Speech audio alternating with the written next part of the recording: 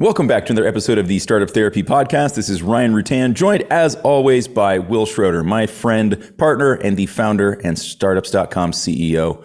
Did I already say your name, Wil Schroter? Did I forget that part? Please keep saying it.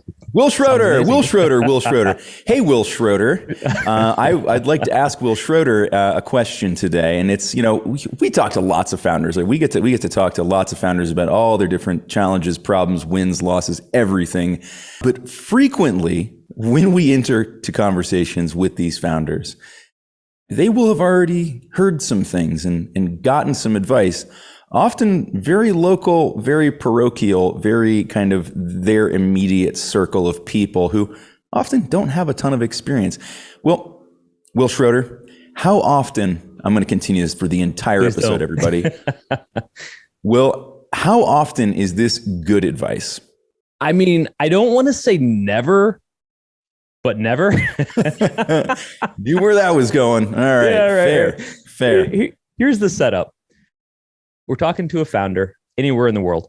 And let's say we're talking about a pitch deck or the fundraise, something like that.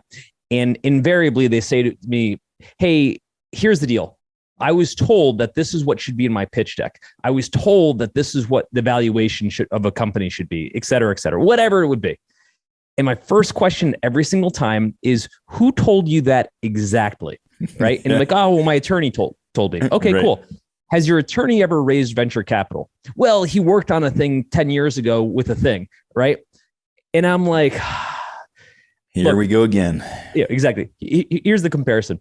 I love my mechanic. He's really good with tools, but I wouldn't ask him to build my house, right? Like we just assume. I've got this bump over here on my right scapula. Would you take a look at that? No. Yeah, it's amazing. And so, what we'll talk about today is local advice. The advice you're typically getting either in your hometown or your immediate circle is often dead wrong. It's well-meaning. This isn't a case where you've got a villain here, where somebody's trying to mislead you, no. Right? They're not that well informed. It's the opposite. They want to be your teammate. The problem is they have their helmet on backward. Right? Yeah. They can't see the pass. Yeah. I want to create some reverence here to the people who are genuinely trying to help. And also, they also don't know they're giving you bad advice. That's the worst part. All right. So before we get into this next topic, I just want to let you know what we talk about here is like 1% of the conversation. Really, this conversation is going on all day long online at groups.startups.com, where Ryan and I pretty much talk endlessly with founders about every one of these topics. So if by the end of this discussion, you like the topic and you want to dig into it a little bit more with Ryan and I, just head to groups.startups.com and we'll pick it up from there. This is the thing. Yeah, I mean, like there's so frequently, and it's that old phrase, the road to hell paved with good intentions. They are very well intended, right? They are absolutely trying to help, and they don't know what they don't know. And they may know more than you do. And I think this is where it becomes really dangerous. Where on a relative scale, like, yeah, but I had never thought of any of the things that they told me.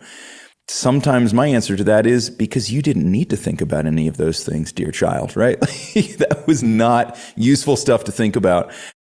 Yeah, I go back to conversations that I had in my own early days as a founder, and how many people would do like the lean back finger tenting. Have you considered, right? And then like, well, on one hand, yeah, probably, because all I do is wake up thinking about this thing, right? I think about all of it. Yeah, so I have considered it. I think the problem is, should we be considering that? Is that in any way, shape, or form relevant to what we're doing? And how do we do a better job of qualifying people that we're getting advice from in the first place, right? We'll actually stick with that. So the problem we have as founders is we just don't have context for how to qualify people, right? So, let's say we're just getting started in our career, and that's kind of a straw man argument, but let's just stick with that. We're just getting started in our career. Every single person we talk to is more experienced than us. So by way of that, it's all better knowledge than we currently have. Yeah. The problem is we don't know if it's the knowledge that we need. Correct. That's it right there. And so if I know anything about basic finance, let's say, just in life, then I'm more experienced than you are. but it doesn't make me Warren Buffett. Right? Like it's not quite the same thing. And we're in a business, in the startup business, where half good advice is worse because it's misleading. It takes us down paths that waste time. And in many ways, actually takes us to the wrong place. We're given a map. The destination is off in the desert somewhere. Yeah, it's a problem. Yeah, it is. I mean, so that's a great analog actually, because when we do start to follow bad advice, right? It's like going the wrong direction. When you have very little resource, in this case, let's just stick with the analog. It's the tank of gas, right? We've got a quarter of a tank of gas, and we've got a hell of a long way to go before the next stop. If we go the wrong way, we run out of gas, right? So when we take bad advice, when we follow bad advice, when we spend time, money, energy, all of these resources that are in such a limited supply for founders, really bad things happen, right? And so we have to avoid this. We have to qualify the advice as it comes in, and get second opinions, right? Like, you get a second opinion on anything, right? So why are you not asking for second opinions on things that are going to drive the direction of your business for good or for bad? But Ryan, we don't know that we're supposed to, right? We assume that it's good advice. It's just like getting actual advice from a doctor, right? And the doctor says, here's the problem. Most people just assume like every doctor must be the same. They're all like equally qualified or have the same treatment plan. It couldn't be further from the truth, right? There's so many different ways to take a look at an indication. So in this case, it's just multiplied by so many things. It's everything from your fundraising to your pitch deck, to your marketing, to your corporate structure, how you incorporate, everything. And everyone's got an opinion. What we'll do today is we'll talk about how to qualify everybody, right? We'll look at all the common folks that you probably ran into. And I'd probably say it's worth saying this. If you're listening to this and any of this is starting to resonate a little bit, take all the advice you have and just put it aside. It may be good, by the way. It may be good. But let's talk about what are the filters you can use and who are the common folks you're typically going to run into in your hometown that are going to lead you astray unwillingly. Sounds fantastic. Top of that stack, local investors. Like nobody owns the crown of giving bad advice than local investors. That's correct. I think it's because we assume that if you can write a check, that you're qualified to be an investor. And that's where it all starts. You know what I mean? It does. And it's funny. Like I actually have a very personal story about this one, talking to an investor, introduction through an uncle's friend of a friend, something along those lines, right? You have the typical setup where it's like somebody I know knows the person who knows the person who knows the person, and talking to this individual, and they could write the check that I wanted them to write. And it was also coming with a whole lot of advice. And luckily, this wasn't my first rodeo, so I was already a little wise to the fact that not all advice was created equal. So to that end, like, my partner at the time was like, but these guys made a ton of money. Like, we need to listen to what he's saying. I'm like, okay, do you remember how he made his money? You ready for this one, Will? Go. Coin-op laundry, right? Nailed it. Nothing wrong with that business at all. And the guy made lots and lots of money. But what Coin-op laundry has to do with a scalable SaaS business can be written on the edge of a dime with a fat marker, right? There's nothing comparable there. I mean, like, yeah, there's some basic stuff, right? Like, okay, let me talk to you about how I set up my chart of accounts on a paper ledger. Sweet, let's do that. I can translate that to QuickBooks or something else. That'll be okay advice. But it was pretty limited, right? The problem was that the advice was coming in the same quantities as the money or the potential investment. Didn't take the investment in the end, and probably for the best, because I don't know that we would have been able to totally avoid the advice, or had we, it would have created all kinds of strain and stress. But it was pretty obvious that, right, like, this person was well-intended, and it sort of knew what he knew and was trying to apply that to what we were doing, but he didn't know anything about what we were trying to do. And that's where the disconnect begins. And boy, can that chasm widen over time. I think with investors, and more so with the people that are talking to investors, when I explain to people the difference between a local investor and a competitive investor, number one, I've never met somebody who's ever understood or even had the definition brought up to them. Here it is. It's this simple. Competitive investors invest for a living. They invest on competitive terms. They invest in competitive markets and competitive industries. They can't mess around. What does that look like? If you go to a competitive market, let's say like San Francisco would be obviously the most competitive market. The folks that invest there are competing with lots of other investors for the best deals. They can't spend 6 months asking you asinine questions. They can't spend 30 minutes asking you asinine questions. If they don't get to the point, if they don't ask all the right questions immediately, and if they don't make a decision today, someone else will take that deal. That's a competitive investor. Also, they already know what the market terms are. They know what a valuation should be at a seed stage versus a venture stage. Rewind back to your local investors. Here's what a local investor, it's so different. It's their definition. Local investor looks like this. Local investor is some person in your hometown that made money doing something. Something. Yep. And that is their sphere of influence. Yep. Which, by the way, could have been inheritance, could have been, a retirement pension from a long-term job, could be a lot of things that lead them to, because there's sometimes, we're talking about relatively small checks. Sometimes we're talking about people getting a lot of advice from somebody who's about to stroke a $25,000 check, which when you need $25,000, it's all the money in the world. But when, you're a $12, $50, $100 million business, no longer, right? Does that, you'll kind of measure that advice at that point and say like, bit different. But you can get astronomically great advice for $25,000 or astronomically shitty advice for $25,000. That's the problem. In this case, the local investor, they don't know they're a local investor. Correct. They don't know what they don't know. It's like the person who never left high school football. As far as they're concerned, they're NFL quality, right? Because they've never played in the NFL. For these folks, again, well-intended, but they'll say dumb shit. They'll say, "Oh, I like 50% of the company for $50,000," right? Like they're on Shark Tank or some dumb stuff like that. That's not at all how investing works. Right. But what'll happen is invariably the local founders will talk to local investors. Why wouldn't you? They'll talk to 2 or 3 local investors. And here's how they'll get led astray. Number one, the local investor will take their personal opinion of how companies scale and say, this is what you should be doing. You shouldn't even be raising until you've got at least $1 million in revenue, right? Or again, I'll give you $50,000 for 50% of the company. The company is only valued based on multiples of earnings, right? Which just, by the way, is not at all how startup valuations work, right? In case you're curious about that. But again, they're not competitive investors. They actually don't know any better. But they're like, hey, I made money in my corn-op laundry, right? And so that must make me qualified to write this check.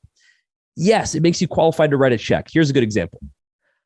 I actually invest in the stock market. I have for 30 years, right?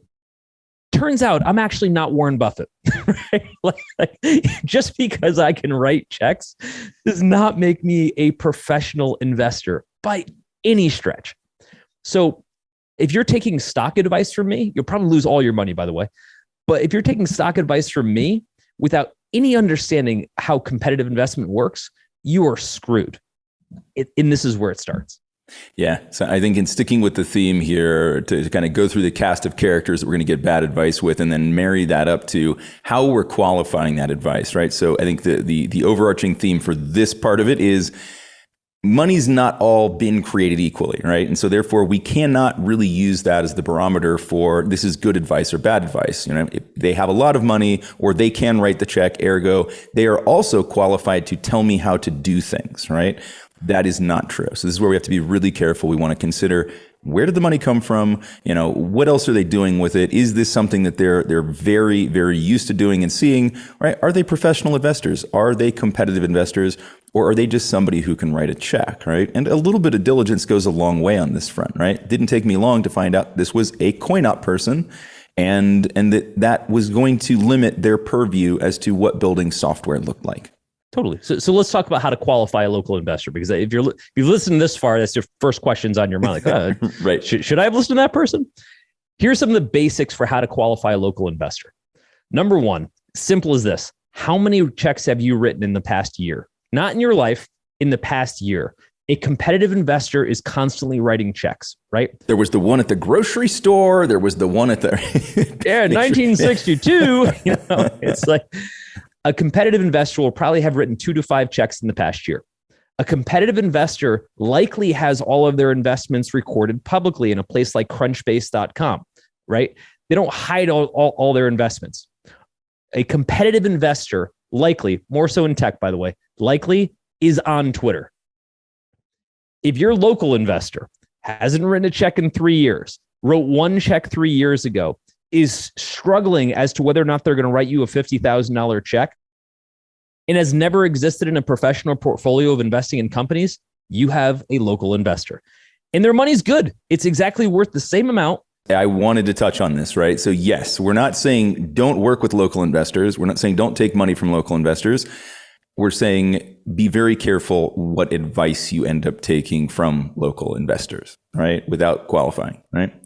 If you have to send your PowerPoint over to an AOL address, another just minor red flag potentially there. Chances are, yeah, if it's Hotmail, if it's AOL, chances are you're about to get really shitty advice. Yeah. Now, in that case, though, the question would then become, well, where do I get good advice? Like, okay, yeah, this actually is where I'm getting all this crappy advice. Where do I get good advice? You have to seek out competitive investors. Use some of the criteria we just talked to. By the way, they're probably not in your hometown. They're probably on Twitter. Reply them on Twitter. DM them on Twitter, right? Like these people will talk to you. It's not like you can't get good advice. It's just that it didn't occur to you that you're allowed to ask. You can ask us. Ask us. Therapy@startups.com. Ask us the same question that you would have otherwise asked your local investor. And here's the thing, Ryan, you and I are on office hours with founders all day long, right? We just sit around and we just bullshit with founders. It's a cool part of our job. And every single time I go to give them a piece of advice about anything, I always have a stopgap where I say, am I the most qualified person to give this advice? I'm 100% sure no one else uses that filter, right? Like it's as if I have an opinion, I must be qualified for it. Even if they don't, I've literally sat in rooms with people who I know their background, and then I hear them say things that have nothing to do with that background. Why? Because they want to help. And I've watched people manufacture responses simply because they didn't want to say, I don't know. Not because of their own ego even, right? It was because they didn't want to leave that founder without something. So they just assumed like, I just got to fill dead air, right? They need an answer, right? They're going to be dead in the water without it. So I'm going to toss them a lead balloon, right? Not helpful, right? So this is what ends up happening, right? I see this time and time again, and I try to apply the same filter. Did this yesterday. Was in an office hours talking to somebody. And we got more into the kind of a deep sales process thing. And I had to say, like, look, I actually have somebody that would rather you talk to about this on the team than me, right? Like I will get you through customer acquisition. We'll get all the way up through, lead qualification generation. But now we're talking about like a really deep kind of philosophical sales question. Like I've got somebody better for you than this. Here's my opinion, but take it with 2 grains of salt. And then call this chap, right? You have to do that, right? So if you are somebody that's listening right now who's out there giving advice to startup companies, do exactly what Will just suggested. Ask yourself, am I really qualified to give this advice? Am I giving this based on my own experience? Am I giving it based on experience from things I've heard, which is better than just making it up, but still not great? Because if you haven't been through it yourself, chances are you lack the context to really understand how to apply it to somebody else's situation. And even then, right, I find myself going, all right, so this is, I've done something like this before, but here's where your situation's different. And so here's where you're going to have to take my advice, knowing that it's going to be 70% of what you need. That last 30% is going to be on you to contextualize this and figure out how it applies to your situation, right? But that's incumbent on me to help them understand that this isn't definitive, right? The person giving the advice has to be open and honest about that. And again, like in so many cases, they're just not able to. And so we as the founders then have to turn back around and say, look, it's incumbent on them to know this, but we know that most of them aren't going to know what they don't know. So we have to measure it. Yeah, it's like basic self-awareness. Yep. By the way, I just want to mention, if what we're talking about today sounds like the kind of discussion you wish you were having more often, you actually can. We're online all day, every day, working through exactly these types of topics with founders just like you. So any question you would have, or maybe some problem you just want to work through, we're here and we love this stuff. And we're easy to find. Head over to groups.startups.com and let's just start talking. So the other archetype, and I can identify with this personally, is what I call the hometown hero founder. right? It's the every town has one. There's somebody in your town that did really well, right? And they're the tallest midget. According to all local lore, they were the one person that kind of broke out and did something amazing. And the reason I'm so familiar with this person is because it was me. I was the one idiot who made a big company in the internet in the 90s in Columbus, Ohio. Yep. Right. So I was that guy. I was the hometown hero founder. And at the time, I genuinely believed that my purview of what I understood about startups and the world at large was very accurate, right? Because good things happen to me, thereby I have all this knowledge, apparently. I have done it once. I can help everyone do it always. Exactly. Yep. And then I had maybe one of the most both humiliating and come to Jesus moments in my life. I ended up, because I'd started this business, I ended up moving to Los Angeles. And while I was there, I started to get introduced to a whole bunch of competitive investors who I'd never met before. And I was actually starting another company that was raising money for. And this incredible thing happened. I'm sitting across from these investors and they're making investment decisions in 10 minutes. They're like, oh yeah, that's cool. I'm totally in. I'm like, well, where do you go next? Like, no, I'll just wire your money. Right. And I'm like, wait, what? That's not how investing works. Yeah. And it is. I just didn't know any better. And so I went from basically this hill jack in Ohio that had no idea how the world actually worked. And I just didn't. It wasn't my fault. It wasn't anybody's fault. I just didn't know. On a relative scale, it was true when you were still in your hometown, right? When you were still in Columbus, Ohio, that was still valid, right? You did know more than the people around you, right? Go somewhere else, context changes. And then I started raising in San Francisco, and then I moved to San Francisco, and I started to see how actual competitive deals worked. And I mean, needless to say, it served us very well with what we do at startups.com because we have a bigger context. So we're not in a know-it-all situation, but we have context. We know enough, with startups.com as a whole to know there are things we don't know. This is the nature of life. But also, we know when you're getting kind of shitty advice. The local founder, that hometown hero, the problem with their advice is they're so sure it's accurate. Yep. They want it to be. They want it to be for their own sake, for your sake. They don't know any better. Right? They don't know any better. They want it to be true so that you can go forth and succeed. What they don't know is that they're spinning you up, getting you dizzy, and sending you off down the wrong path into a dark, dark forest, right? Not good. All right. And again, not intentional. It's the high school quarterback getting you ready for the NFL, right? I'm sure you had that one big game and that was sweet, but this isn't the NFL. Right. Please go get me that news clipping one more time. I'd like to see you hoisted on the backs of the other 17-year-olds. Let me see that one. That'd be great. So back to qualifications on this one, right? And I think this almost ties into your CoinOp experience with the investor. One is, when is the last time you did something in this industry? I haven't been in the professional services business for 20 years. Now, to be fair, it actually hasn't changed. So that's kind of a one-off, yeah. Right? But what do I know about it anymore, right? I know how it works. I know the mechanics, but it's been a long time. Again, that's unusual that industry hasn't changed too much. The other is, have you been in my industry? Ryan, you and I deal with this all the time. We talk to people from every conceivable industry. You and I happen to have some personal experiences in a handful of industries, or by proxy, some people we've worked with or been close to. Exactly. That we kind of get it. But we aren't experts in that industry. Correct. And so, yes, I understand a lot about startups, but you're a food and beverage startup. I have never put something in a can. I have no damn clue, right? How to run your food and beverage startup. I can give you generic advice about how to put together a pitch deck. I can give you generic advice about hiring, et cetera. But if it's going to be specific about how to scale this business, I'm the wrong person. And I help startups for a living. Right? It's like my first rodeo. Now imagine how unqualified your local hometown hero is by comparison.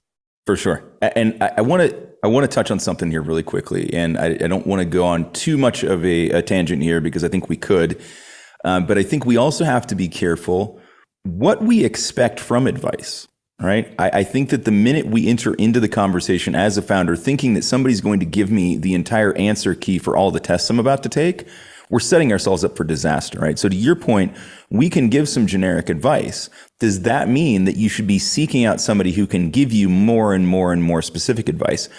Maybe, if that person exists, if they're accessible and all of that, but there's always going to be some degree of you, the founder, needing to mold this advice to your own use, understanding your own industry, your own business, because the reality is, in so many cases, we're dealing with founders who are building something that's just enough different than anything else that exists that there isn't anybody who's ever done it who can give you advice on exactly how to do that, right? Even they can say like, okay, I know your industry really well, but this is a new product category. You're doing something a little bit different. And so we always have to be really careful about just taking advice and using it wholesale, regardless of the source. Even the most qualified person to give that advice isn't you, isn't in your business. Everybody's got some level of bias, right? Again, not with malintent, but they just don't know everything that they would need to know to be able to actually make the decision, actually take the actions, right? That is on you as the founder to take that advice and turn it into something that's actually valuable and useful. All right, I surrender the floor. Well, I give you an example.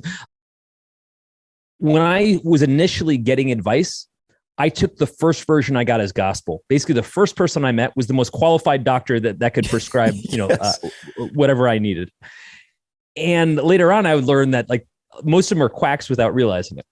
So using the analogy, at the very least, every founder on every topic should be getting a second and third opinion, because by default, they will be different. Stay on that for a second. This is one of the fundamental challenges with local advice.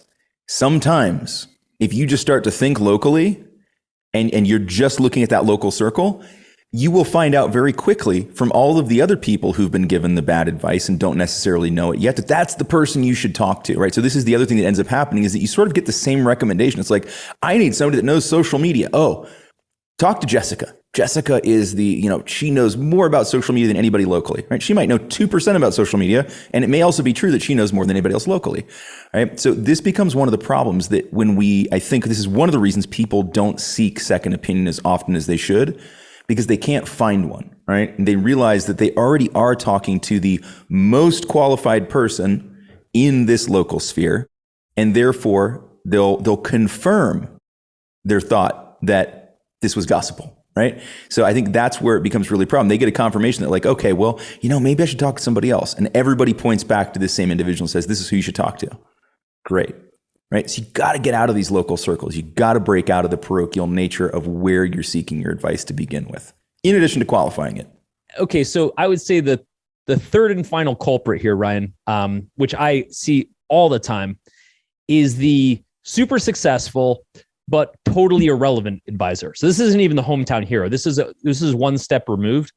And I would say probably my favorite use case here is your attorney, because for so many startups, this is kind of their first pass. And just to be clear, the probability that you are talking to a startup attorney is like 0.0001%, right?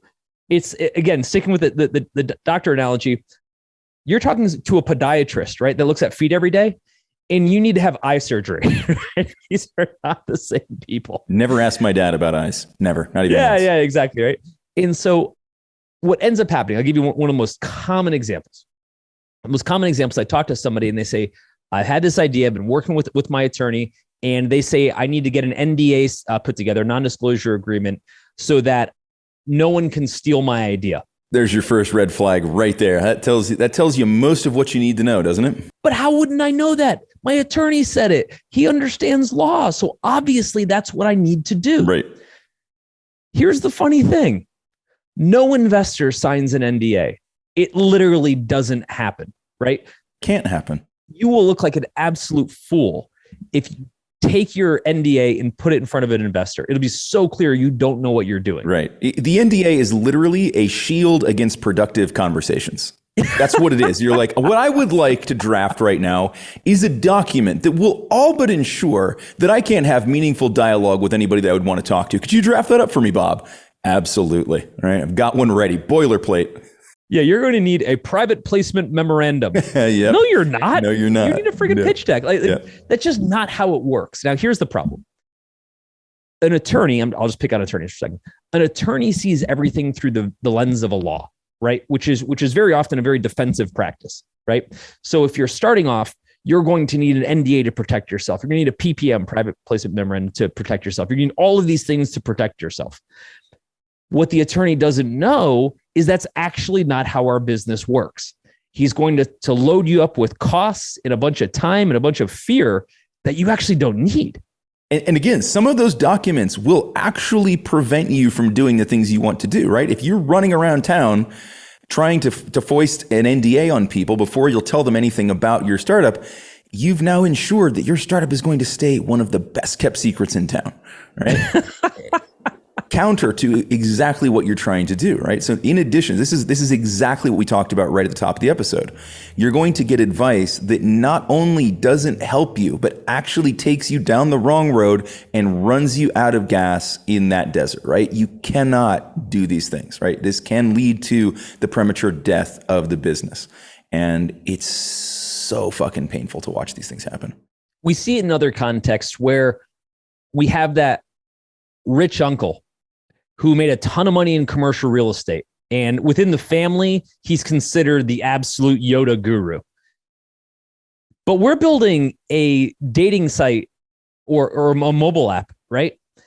And his advice over how you need to manage cash flow has nothing to do with what we're talking about.